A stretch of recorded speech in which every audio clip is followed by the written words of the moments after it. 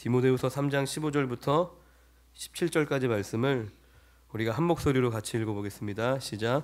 또 어려서부터 성경을 알았나니 성경은 능히 너로 하여금 그리스도 예수 안에 있는 믿음으로 말미암아 구원에 이르는 지혜가 있게 하느니라.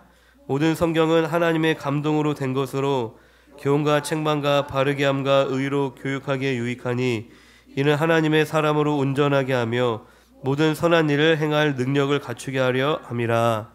아멘. 할렐루야. 네, 모델 나라 이스라엘의 역사를 통해서 하나님의 나라가 무엇인지를 거듭거듭 묵상하고 또 배우고 있습니다. 하나님의 통치가 무엇인지, 하나님의 그 주권이 무엇인지, 주님의 왕대심이 무엇인지, 그리고 그 하나님의 통치, 주권, 그 왕대심 안에서 살아가는 삶이 무엇인지에 대해서 계속 전해드리고 있습니다. 점점 세상이 어두워져 가는 것 같습니다. 사람들의 마음은 점점 더 강박해지고, 그리고 세상의 빛과 소금이 되어야 할 성도들은 또 세상 즐거움의 마음을 빼앗겨 또 맛을 잃어버린 소금이 되어져 가고 있진 않은가라는 생각을 하게 됩니다. 우리 사랑하는 예맘교회 모든 성도님들이 하나님께 쓰임받는 성도, 또 세상과 구별된 성도, 또 믿음으로 승리하는 성도님들이 되시기를 주님의 이름으로 축원드립니다. 그러기 위해서는 우리가 우물한 개구리의 신앙에서 벗어나서 하나님 나라에 대한 눈이 활짝 열려야 하는 줄로 믿습니다. 할렐루야. 그럴 때 우리가 어린아이 신앙에서 또 장성한 믿음의 분량으로 자라나게 되는 줄로 믿습니다. 이 하나님의 나라는 예수 그리스도의 초림, 이제 성령으로 잉태되어 이 땅에 처음 오셨던 그때를 초림이라 그러죠. 그때 이제 본격적으로 이미 시작이 되었습니다. 그리고 재림 때에, 재림이 언제죠? 다시 오실 때 십자가에서 죽으시고 3일 만에 부활하신 다음에 이제 40일간 제자들에게 보이신 이후에 예수님께서는 하늘로 승천하셨습니다. 그리고 다시 오실 것을 약속하셨는데 그 다시 오실 그 재림 때에 이미 시작된 하나님의 나라는 완성이 되는 줄로 믿습니다. 그래서 지금은 이 초림과 재림 사이에 하나님의 나라가 이미 시작은 되었지만 아직 완성되지 않은 시기를 살아가고 있는 것입니다.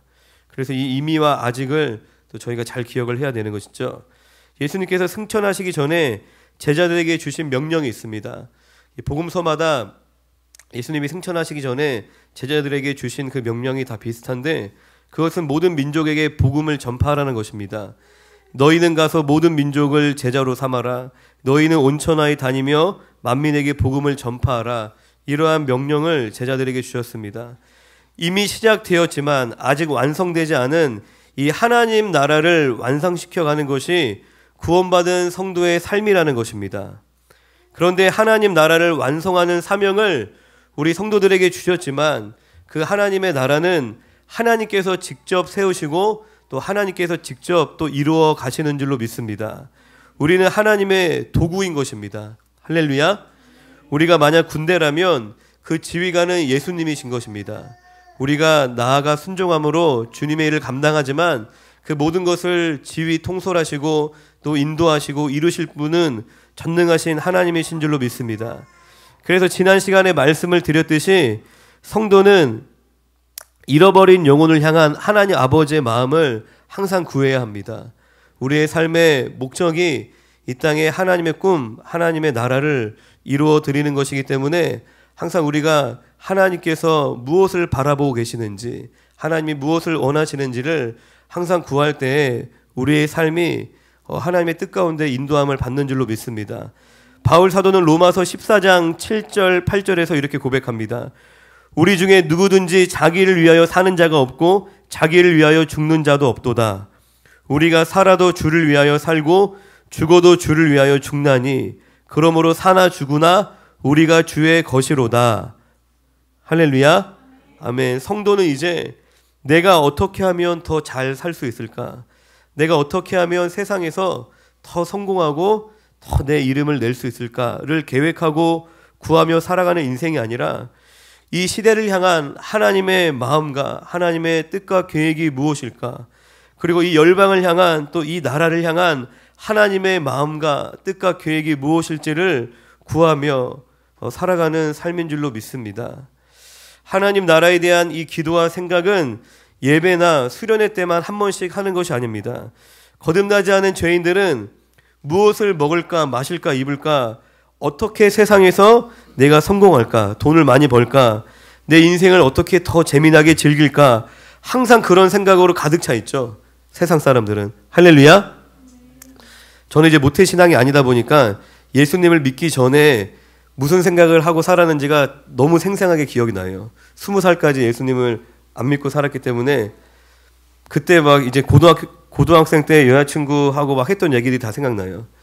그냥 우리 적당하게 둘이서 행복하게 꼭 성공하지 못해도 되잖아, 막 그런 얘기를 막 했던 게 생각이 나요. 항상 친구들하고 어떻게 재밌게 놀까, 어떻게 하면은 더 내가 뭔가 사람들에게 인정받을까, 관심받을까, 오로지 그런 생각이 가득하여서 살아왔는데, 그런데 믿음의 성도는 그와 마찬가지로 항상 하나님 나라에 대한 생각으로 충만해야 하는 줄로 믿습니다.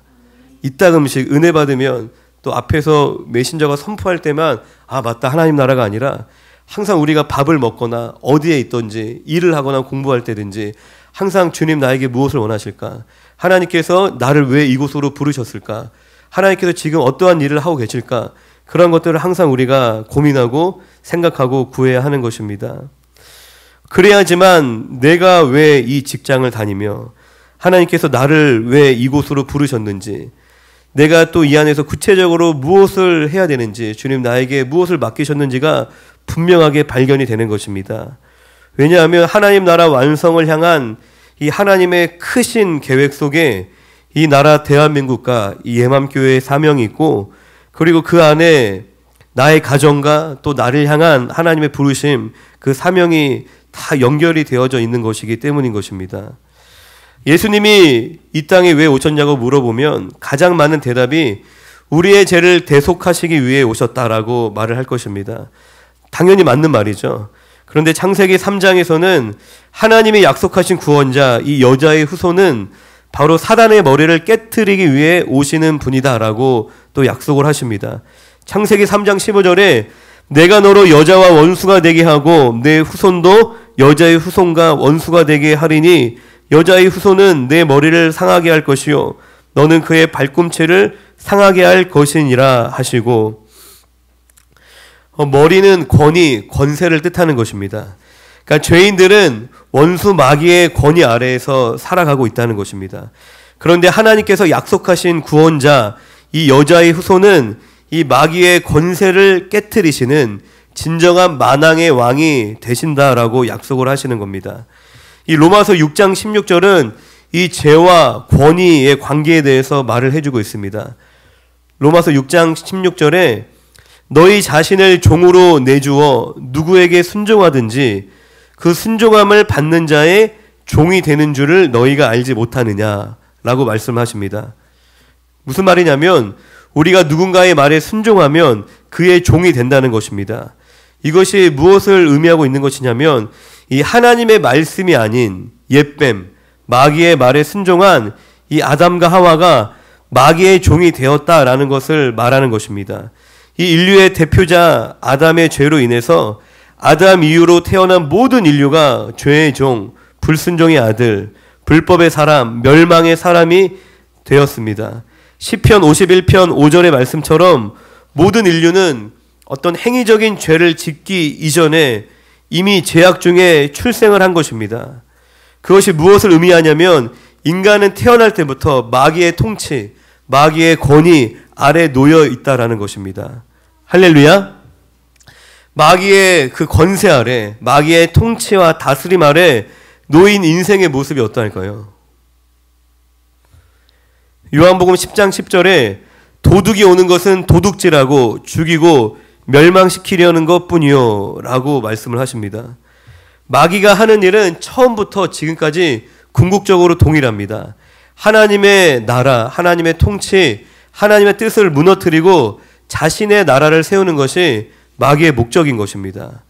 자신의 통치, 자신의 주권을 세우기 위해서 마귀가 구체적으로 하는 일이 요한복음 10장 10절의 말씀처럼 도둑질하고 죽이고 멸망시키는 일이라는 것입니다.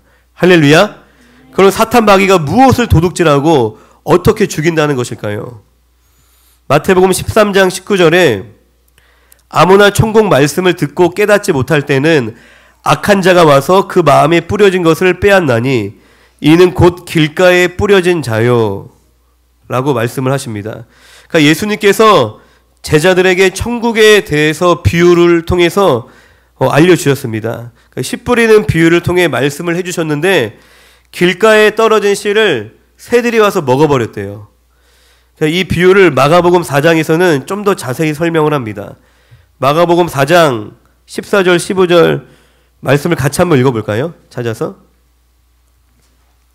마가복음 4장 14절 15절을 같이 한번 읽어보겠습니다. 성경을 열어서 마가복음 4장 14절 15절 시작.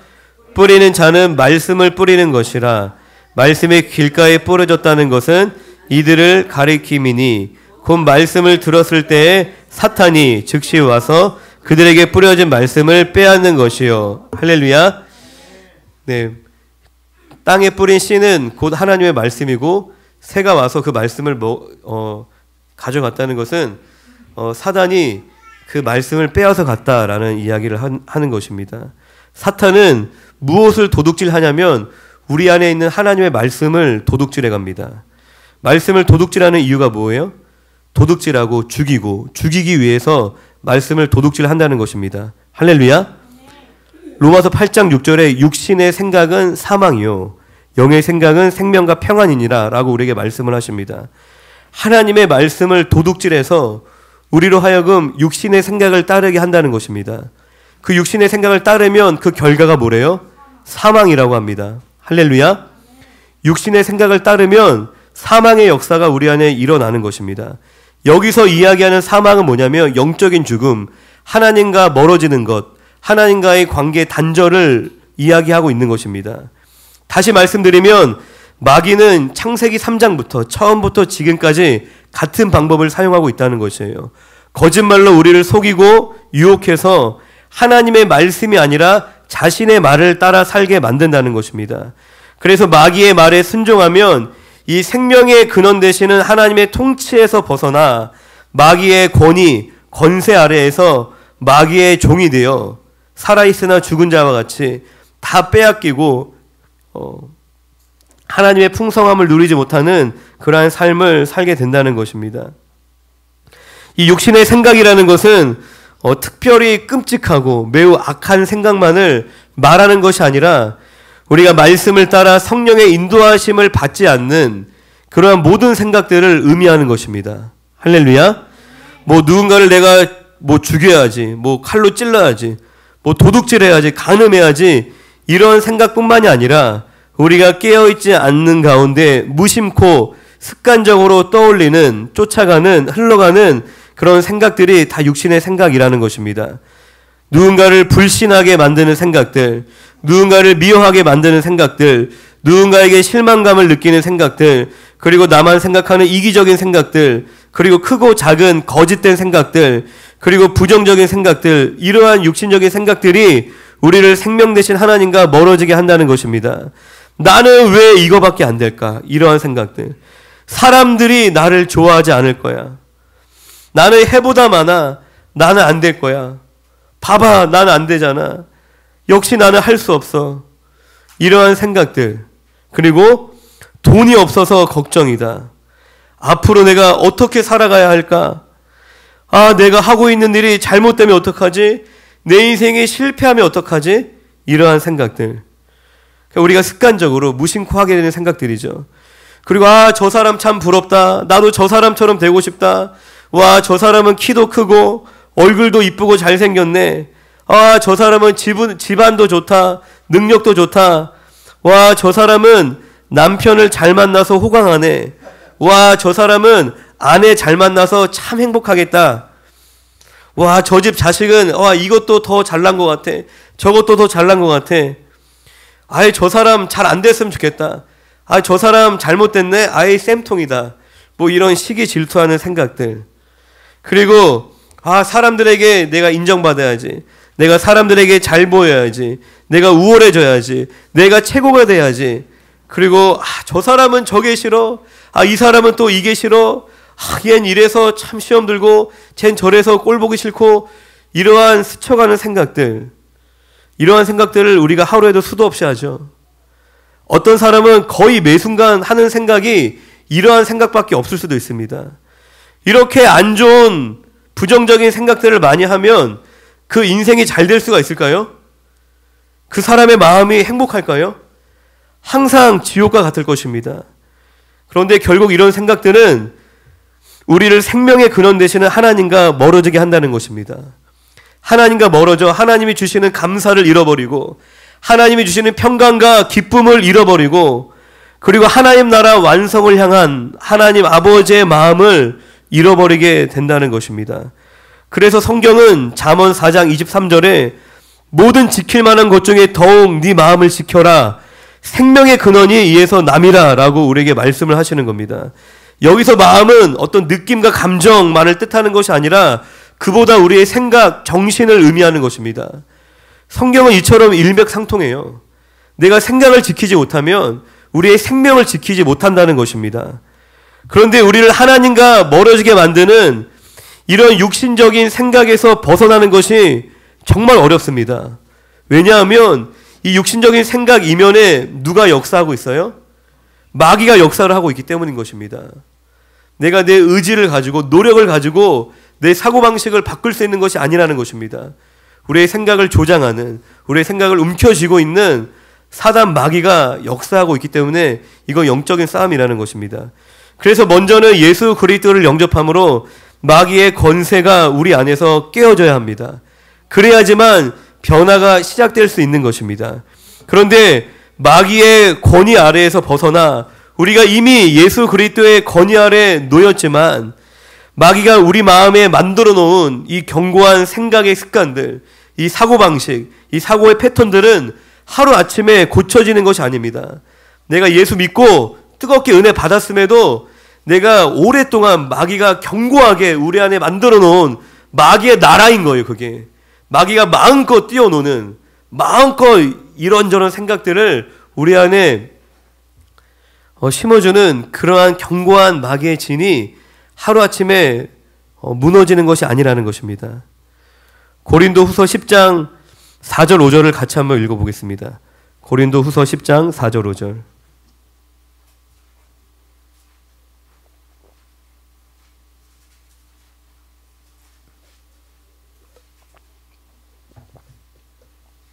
고린도 후서 10장 4절 5절 시작. 우리의 싸우는 무기는 육신에 속한 것이 아니요 오직 어떤 견고한 진도 무너뜨리는 하나님의 능력이라. 모든 이론을 무너뜨리며 하나님 아는 것을 대적하여 높아진 다 무너뜨리고 모든 생각을 사로잡아 그리스도에게 복종하게 하니. 할렐루야. 우리의 싸우는 무기는 육신에 속한 것이 아니다. 육신에 속한 무기로 우리가 마귀와 싸울 수 없다라는 것입니다. 그런데 하나님의 이 능력은 어떠한 견고한 진도 다 무너뜨린다. 그게 무엇이냐? 모든 이론을 무너뜨리고 하나님을 아는 것을 대적하여 높아진 것을 다 무너뜨리고 모든 생각을 마귀에게 사로잡힌, 빼앗긴 이 생각을 사로잡아 그리스도에게 복종하게 한다라고 우리에게 말씀을 하십니다. 견고한 진처럼 자리잡은 이 육신의 생각을 우리가 무너뜨리기 위해서는, 이 생각에서 우리가 벗어나기 위해서는 하나님의 능력을 의지해야 합니다. 하나님의 능력을 의지한다는 것이 무엇일까요? 우리가 빌립보서 4장 4절부터 7절도 이어서 한번 읽어보겠습니다. 빌립보서 4장 4절에서 7절입니다.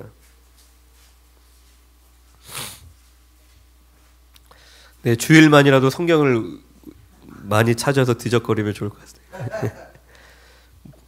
빌립보서 4장 4절에서 7절 시작. 주 안에서 항상 기뻐하라. 내가 다시 말하노니 기뻐하라. 너희 간영을 모든 사람에게 알게 하라. 주께서 가까우시니라. 아무것도 염려하지 말고 다만 모든 일에 기도와 간구로 너희 구할 것을 감사함으로 하나님께 아뢰라. 그리하면 모든 지각에 뛰어난 하나님의 평강이 그리스도 예수 안에서 너희 마음과 생각을 지키시리라. 할렐루야. 아멘. 우리가 하나님의 능력을 덧입어 우리의 마음과 생각을 지키는 첫 번째 방법은 주 안에서 기뻐하는 것입니다. 사도 바울은 로마 감옥에서 빌립보서를 작성하였습니다. 그냥 환경만 놓고 보면 충분히 절망할 수 있고 충분히 낙심할 수 있고 두려움과 염려에 사로잡힐 수 있는 그런 상황이었지만 사도 바울은 기뻐함으로 말미암아 이 육신의 생각이 사로잡히지 않았습니다. 그리고 두 번째는 아무것도 염려하지 말고 다만 모든 일에 기도와 간구로 너희 구할 것을 감사함으로 하나님께 아뢰라. 할렐루야. 감사함으로 하나님께 기도하는 것입니다. 우리가 하나님의 능력을 덧입어 우리가 이 악한 생각에서 벗어나는 그 두 번째 방법은 감사함으로 기도하는 것입니다. 염려와 의심을 가지고 하나님께 나아가는 것이 아니라 하나님을 전적으로 신뢰함으로, 할렐루야, 감사함으로, 그러니까 무엇이 구체적으로 이루어질 것을 물론 감사하는 것도 감사의 기도이지만 그보다 우리가 하나님 자체를 우리가 신뢰하고 확신하는 것이 중요합니다. 할렐루야.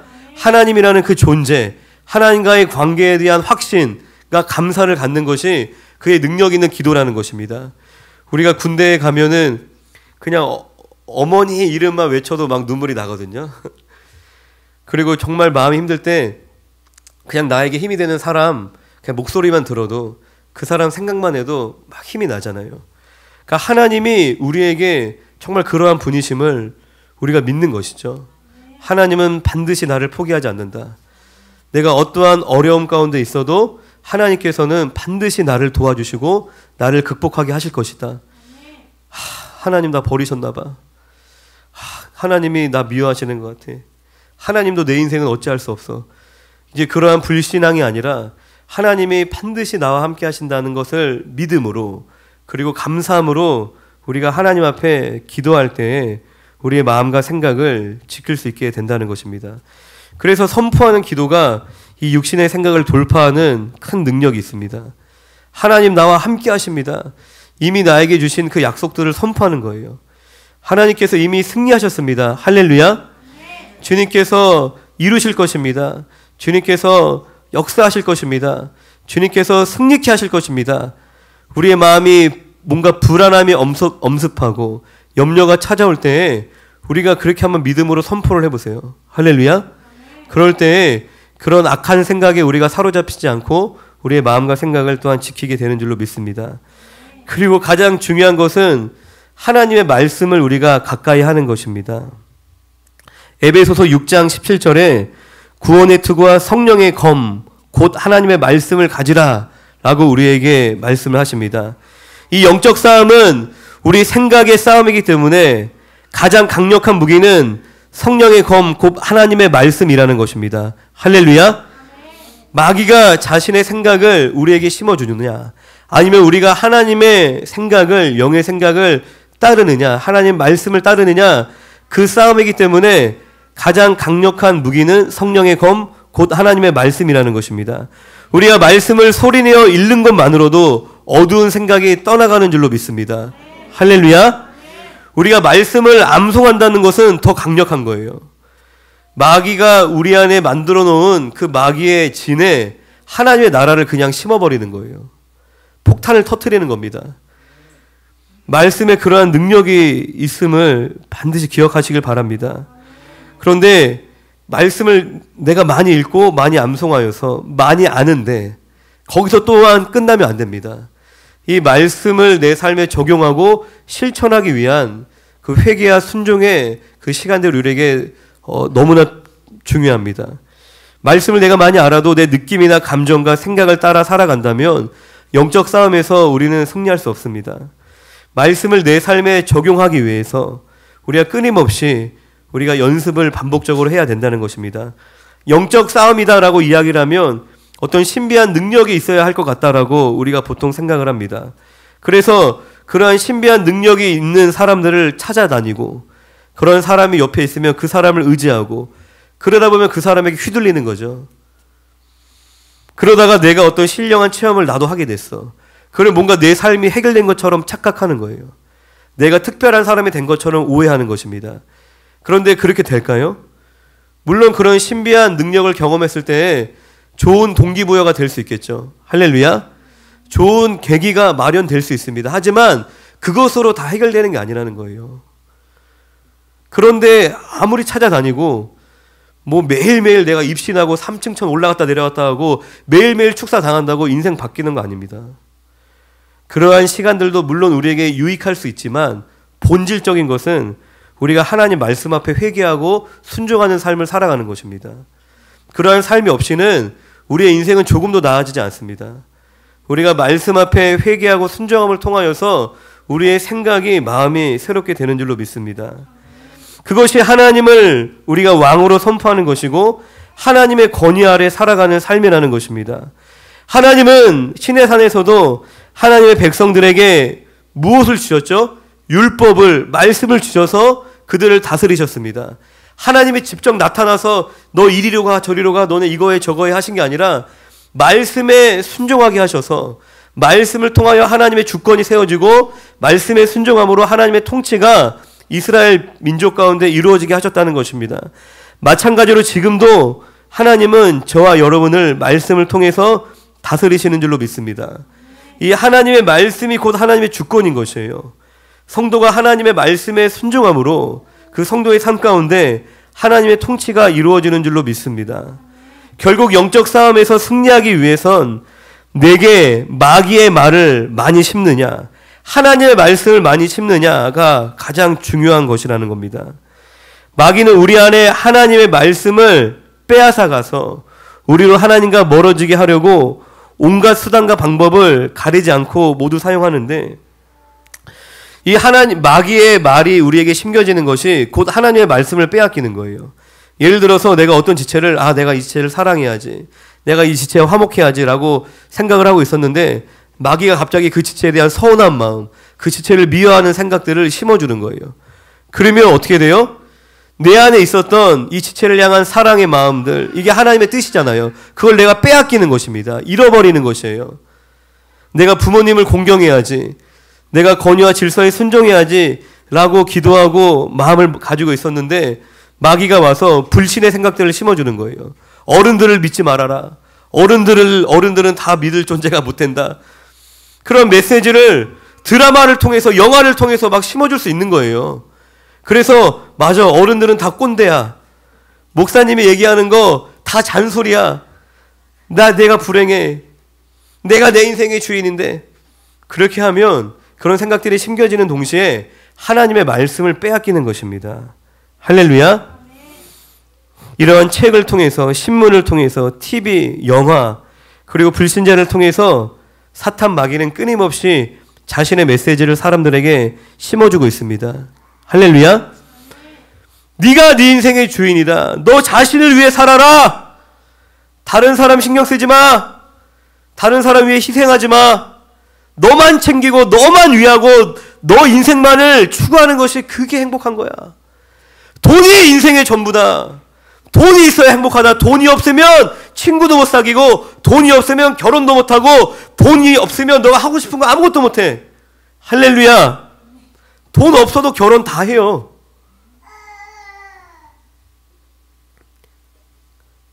할렐루야.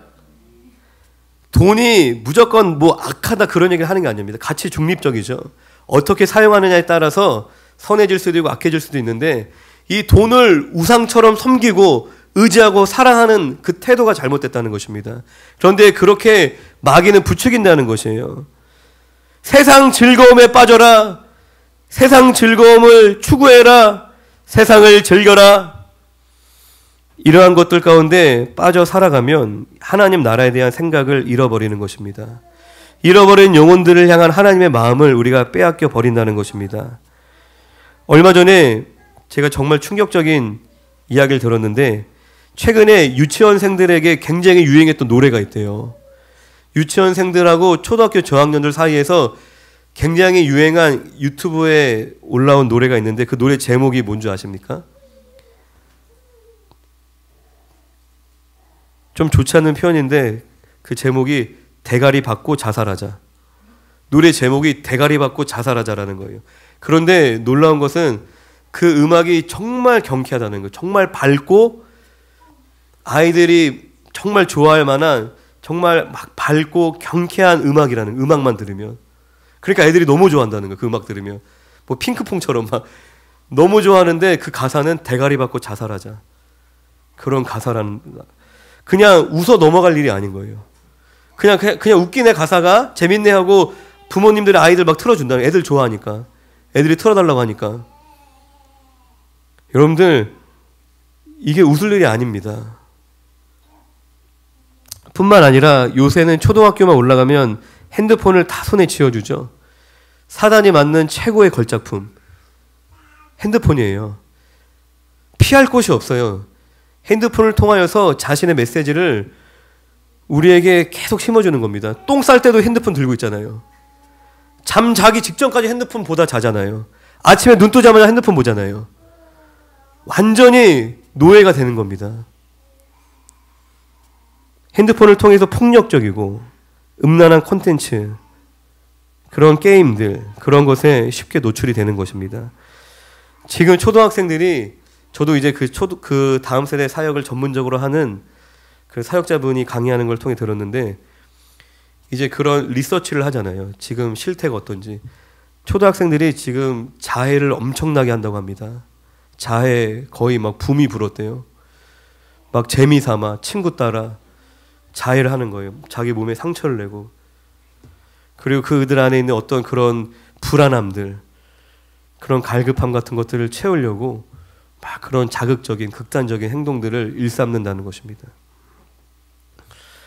이 스마트폰이라는 것은 안 좋은 콘텐츠들만 있어서 뿐만이 아니라 그 자체로 아이들에게 치명적입니다.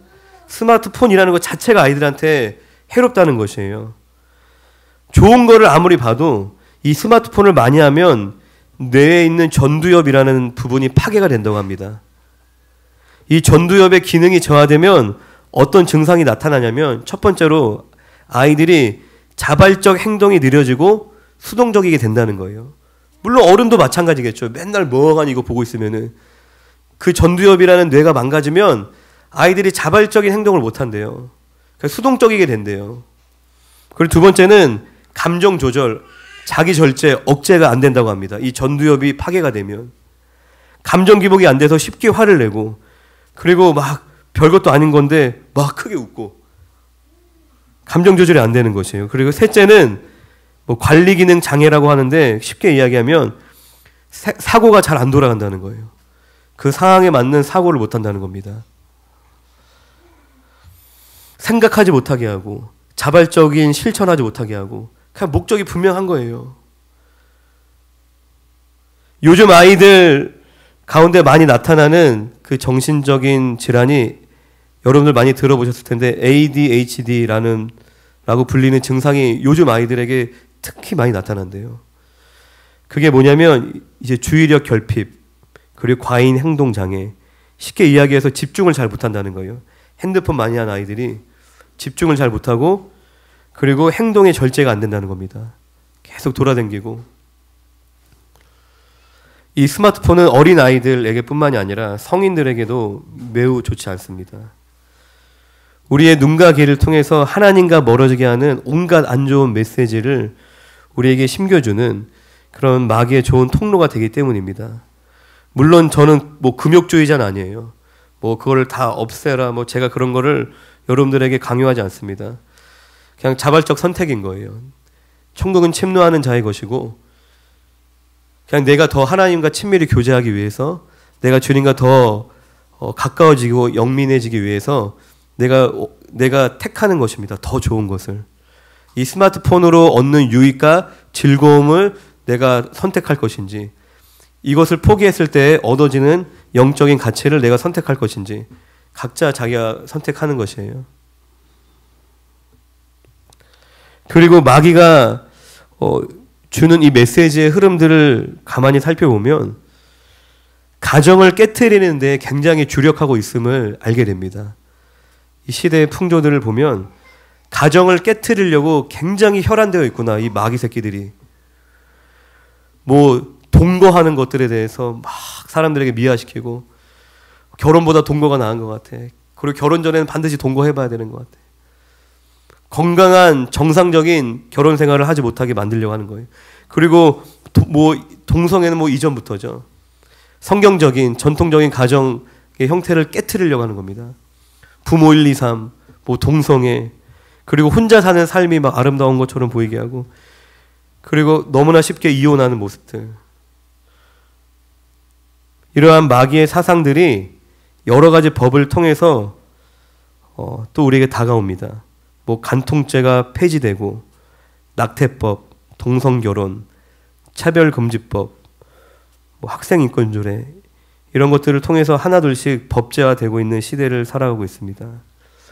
대한민국의 출산율은 완전 바닥입니다. 그런데 비혼주의자들과 이혼율은 급증하고 있습니다. 이 죄라는 것은 한 개인을 파멸로 이끌어가는 것뿐만이 아니라, 마귀가 그렇게 단순하지 않죠. 한 개인을 파멸로 이끄는 것뿐만이 아니라 궁극적으로 시스템을 파괴시키는 게 마귀의 목적입니다. 몸을 무너뜨리는 거예요. 그게 가정이든 교회이든 국가이든 이 하나님 나라 공동체를 무너뜨리는 것이 마귀의 최종 전략입니다. 하나님은 한 사람 한 사람을 구원하셔서 주님의 몸을 계속 세워가시죠. 하나님의 나라를 확장시키고 하나님의 통치가 이루어지게 만들어 가시는데, 반면에 마귀는 한 사람 한 사람을 죄의 유혹 가운데 넘어뜨리고 타락시켜서 결국에는 그 몸을, 시스템을 허무는 일을 한다는 것입니다. 이것이 너무나 당연한 전략이에요. 왜 그래요? 몸이 허물어지면 그 안에 속한 구성원들은 저절로 다 죽는 거예요. 다 무너지는 것입니다. 예를 들어서 만약에 남편이 음란의 죄에 빠져서 불륜을 하게 됐어요. 그러면 그 남자 혼자 타락하는 거예요. 그 남자로 인하여서 아무 죄가 없는 배우자 상처받고, 가정이 만약 깨어져, 그럼 아무 죄가 없는 자녀들까지 고통받는 거잖아요. 그 한 사람의 죄로 인하여서 결국 가정을 깨트리고 그 가정에 속한 모든 구성원들을 다 불행하게 만드는 것이 마귀의 방법이라는 것입니다. 1907년에 평양에 큰 부흥이 있었습니다. 평양에 있는 장대영 교회에서 시작된 그 부흥의 불길이 한반도 전역에 퍼질 정도로 엄청난 성령의 역사가 일어났었다고 합니다. 그래서 당시 외국에 있는 신학자들이 이 평양을 동방의 예루살렘이다 라고 부를 정도로 엄청난 부흥이 일어나고 북녘 땅에 수많은 교회들이 생겨났습니다. 그런데 북한 정부가 공산화되고 났더니 그 교회들이 지금 있어요? 하나도 없어요. 막 교회 하나하나 찾아다니면서 마귀가 무너뜨리지 않아도 돼요. 그냥 국가 시스템 하나 바꿔버리니까 교회가 싸그리 다 없어지는 거예요. 하나님의 나라를 세운다는 것은 우리가 개인적인 복음 전도를 열심히 하는 것부터 시작이 되겠지만, 그 개인들이 모여져 있는 이 공동체의 몸, 이 시스템을 위해서 우리가 기도하고 그 몸을 주님 뜻대로 세워나가는 것이 또한 하나님의 나라를 우리가 이 땅에 세우는 것입니다. 몸이 건강해야 몸에 연결된 지체들도 자연스럽게 다 건강해지는 것입니다. 가정에 다 문화가 있잖아요. 가정의 분위기가. 어느 가정은 맨날 막 12시 넘어서 자고, 맨날 부모님이 핸드폰밖에 안 하고 TV 보고 막 집에서 막 술 먹고 있고 서로 막 다투고 싸우고, 그럼 그 가정에서 자라는 자녀가 그 문화 시스템 안에서 영향을 고스란히 받는 거예요.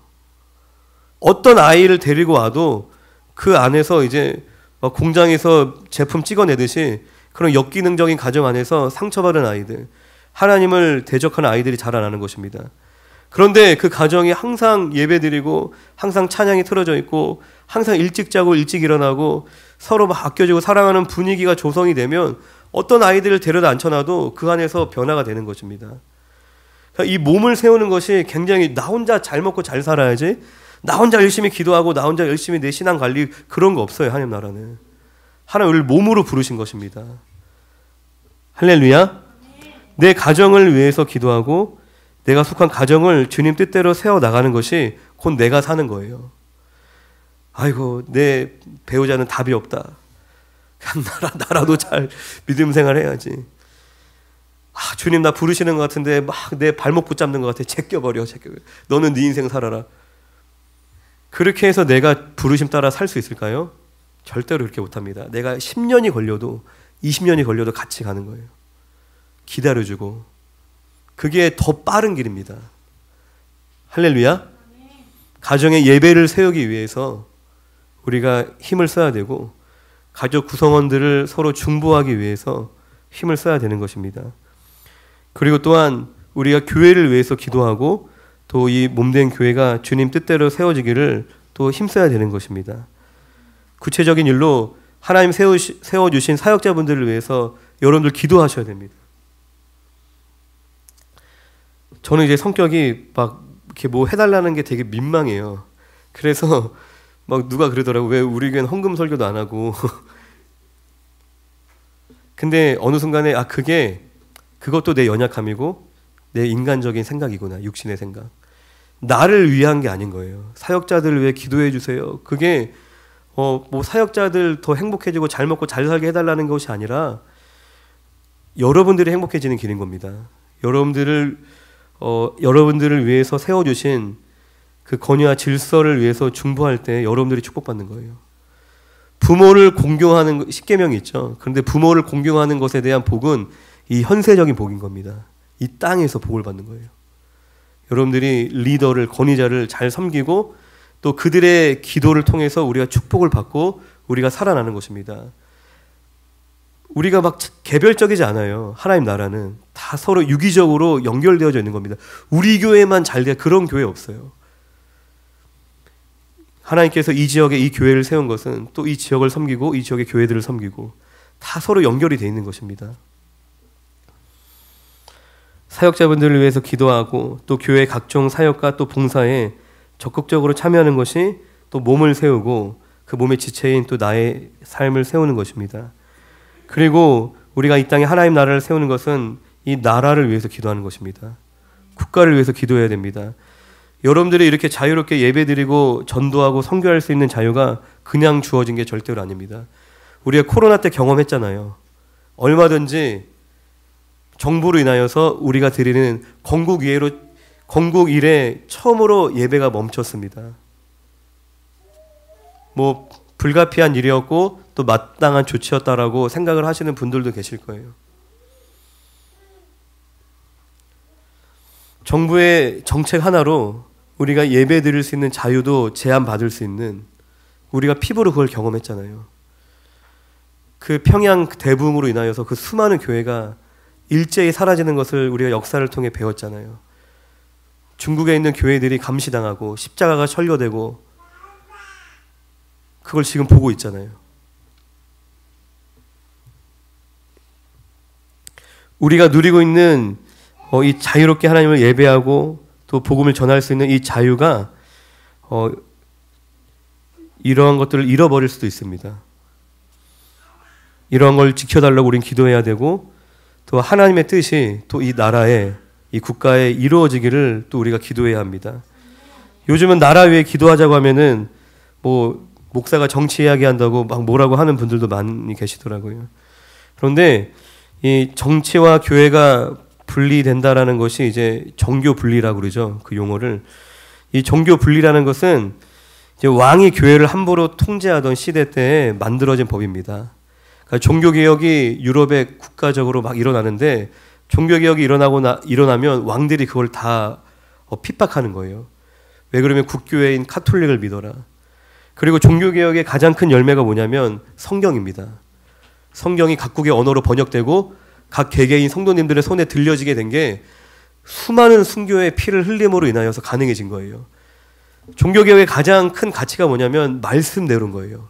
성경을 신앙생활의 최고의 권위로, 교황이 아니라, 교회 전통이 아니라 말씀대로 신앙생활하자.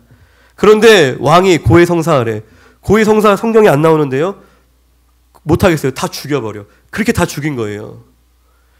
그렇게 핍박을 받으니까 그 핍박을 피해서 영국에 있던 한 기독교 교파인 이 청교도라고 들어보셨나요? 그 청교도들이 1620년에 메이플라워호라는 배를 타고 신대륙으로 건너가서 미국이라는 나라를 세웠습니다. 그러니까 종교 분리는 종교의 자유를 찾아 떠난 사람들에 의해서 만들어진 법이라는 것입니다. 왕이 계속 바뀌어도 우리가 자유롭게 하나님을 섬길 수 있는, 말씀대로 신앙생활을 할 수 있는 이 자유가 빼앗기지 말아야지. 그래서 그 자유에 대한 법들은 다 종교의 자유로부터 시작되는 거예요. 종교의 자유가 모태가 돼서 성경책을 찍어내야 되니까 출판의 자유가 있어야 되는 것이고, 자유롭게 예배 드려야 되기 때문에 집회 자유가 필요한 것이죠. 이 정교 분리라는 것이 교회가 나란 일에 관심 갖지 마, 나란 일에 참견하지 마, 세상과 분리되어 너네는 너희들끼리 살아가라고 만들어진 법이 아니라는 것입니다. 교회는 원래 세상의 빛과 소금이 되는 것이 교회의 사명입니다. 당연한 거잖아요. 세상의 어두운 곳을 밝히고 부패한 곳에서는 교회가 소금의 역할을 해야 됩니다. 그리고 디모데전서 2장 1절 2절을 같이 한번 읽어보겠습니다. 디모데전서 2장 1절 2절.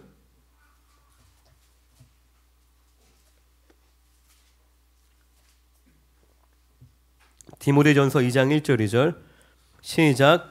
그러므로 내가 첫째로 권하노니 모든 사람을 위하여 간구와 기도와 도고와 감사를 하되 임금들과 높은 지위에 있는 모든 사람을 위하여 하라. 이는 우리가 모든 경건과 단정함으로 고요하고 평안한 생활을 하려 함이라. 네, 도고가 중보라는 뜻입니다. 임금들과 높은 지위에 있는 사람을 위하여서 기도하라라고 우리에게 분명하게 권면하고 있습니다. 나라를 다스리는 정치인들을 위해서 여러분들이 기도하라는 것입니다. 정치인들을 위해 기도하려면은 그들에 대해서 관심을 가져야 되죠. 어떤 일들을 하고 있는가? 나라를 하나님의 뜻대로 잘 이끌고 있는가? 그렇지 않은가? 하나님의 뜻이 실현되는 그러한 법들이 제정되고 그러한 정책들이 많이 발현될 수 있도록 우리가 그 위정자들을 위해서 기도를 해야 한다는 것입니다. 이것이 하나님의 나라를 이 땅에 확장해 나가는 중요한 일이라는 것입니다. 그럴 때 우리에게 시대를 분별할 수 있는 하나님께서 올바른 눈을 주시고 우리 개인의 믿음과 삶의 방향도 분명하게 세워갈 수 있게 되는 줄로 믿습니다. 끝으로 이 하나님의 나라는 우리가 이미와 아직 사이에 있다고 그랬죠. 이미 시작됐지만 아직 완성되지 않은 이 하나님의 나라는 최종적으로 완성이 되기까지 매우 불안정한 나라의 모습이라는 것입니다. 열심히 믿음 생활하지만 때때로 나의 삶이 막 처참하게 무너질 때도 있죠. 악한 생각이 사로잡혀 내 스스로 나를 무너뜨리고 지체에게 상처를 주기도 하고 또 몸된 교회를 막 비방하고 대적하기도 합니다. 또 믿음의 가정으로 선포하고 세웠는데 가정에 여러 가지 문제들이 찾아오고 하나님이 가정의 주인 되시기는커녕 막 여러 가지 어려운 일들이 더 생기는 것처럼 느껴질 때도 있습니다. 그리고 교회들이 막 부흥하는 것이 아니라 교회들이 더 침체가 되는 것 같고 전도는 더더욱 안 되는 것 같고 한국 교회가 무너지는 것처럼 느껴지기도 합니다. 그리고 이 국가의 미래가 매우 어둡게 보여지기도 한다는 것입니다. 그런데 이것은 어떤 면에서 매우 자연스러운 일입니다. 이 땅에는 완전한 사람은 단 한 사람도 없습니다. 이 땅에서 완전해질 수 있는 사람은 그러한 교회는 가정은 국가는 단 한 군데도 없다는 것입니다. 사도 바울도 자신을 이렇게 표현합니다. 빌립보서 3장 12절에 내가 이미 얻었다 함도 아니요 온전히 이루었다 함도 아니라 오직 내가 그리스도 예수께 잡힌 바 된 그것을 잡으려고 달려가노라. 이게 무슨 말이냐면 주변에서 사람들이 사도 바울을 막 치켜 세웠겠죠. 와, 위대한 사도, 저희 어떻게 당신처럼 될 수 있을까요? 그러니까 아니야 나는 이미 얻었다 함도 아니고 온전히 이루었다 함도 아니야. 나도 여전히 연약한 존재이다. 그런데 예수님께서 나를 붙잡아 주시는 것이고 나는 붙잡힌 그것을 잡으려고 달려가고 있을 뿐이다. 나는 여전히 주님을 닮기 위해 주님의 뜻을 이루기 위해 비틀비틀 거리지만 연약하여 때때로 넘어지고 실패하지만 주님 따르기 위해서 달려가고 있을 뿐입니다 라고 얘기를 하고 있는 겁니다. 할렐루야. 우리가 이 땅에서 완벽해져서 주님을 만나는 것이 아니라 저와 여러분들 모두는 달려가다 주님 만나는 거예요. 내가 60이 되건 70이 되건 80이 돼도 주님 더 알고 싶습니다. 주님 나의 삶을 거룩하게 해주시옵소서. 내 안에 있는 이기심과 죄성과 날마다 싸우며 회개하며 이 나라의 민족을 위해 기도하는 가운데 우리가 주님을 만나는 것이 와, 신앙생활 30년 했더니 이제 다 이루었다. 이제 목사 은퇴했으니까 집에서 TV나 봐야지. 그런 거 없다는 것입니다. 그리고 끝으로 하나님의 나라는 하나님께서 사람을 통해서 이루어 가시지만 사람으로 인하여 실패되지 않는다는 것입니다. 나로 인하여 모든 것이 결정된다면 얼마나 절망스러운지 몰라요. 나로 인해서 나의 인생이, 나의 가정이, 내 교회와 그 운명이 결정된다면 그냥 지금 그냥 초장에 포기하는 게 나을 수 있어요. 여러분들 자신 있으세요? 여러분들 스스로에 대해서 자신 있으세요? 능력 있으세요? 대단하십니까? 여러분들의 삶을, 사역을, 가정을 든든하게 믿음으로 세울 만한 능력 있으십니까? 그럴 만한 자신감이 있으시냐고요. 저는 1%도 없어요. 아무것도 모를 때는 자신감 많았어요. 내가 하면 막 뭐 될 것 같고, 내가 결혼만 하면 가정이 천국이 될 것 같고, 내가 자녀만 낳으면 그냥 자녀 막 믿음의 자녀 될 것 같고, 내가 교회만 세우면 아무것도 모를 때. 근데 막상 경험하고 나면 주님이 깨닫게 하시는 은혜는 뭐냐면, 막상 해보니까 된 애가 아니라, 주님, 나는 죄인입니다. 주님, 나는 주님 없이 아무것도 할 수 없습니다. 주님 없이 내 자신도 난 간수 못해요. 주님 없이는 한 걸음도 갈 수 없습니다. 주님 맡겨주신 영혼들 주님 도와주시지 않으면 저는 책임질 수 없습니다. 주님 도와주세요. 주님 도와주세요. 주님 나와 함께 해주세요. 주님 내게 힘 주세요. 나에게 사랑 주세요. 나에게 지혜 주세요.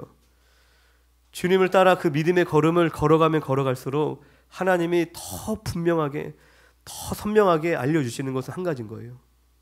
주님 없이 난 아무것도 할 수 없다. 그런데 우리에게 너무나 큰 격려가 되는 것은 내가 이루는 것이 아니라 주님이 이루신다는 것입니다. 빌립보서 1장 6절에 너희 안에 착한 일을 시작하신 이가 그리스도 예수의 날까지 이루실 줄을 우리는 확신하노라. 할렐루야.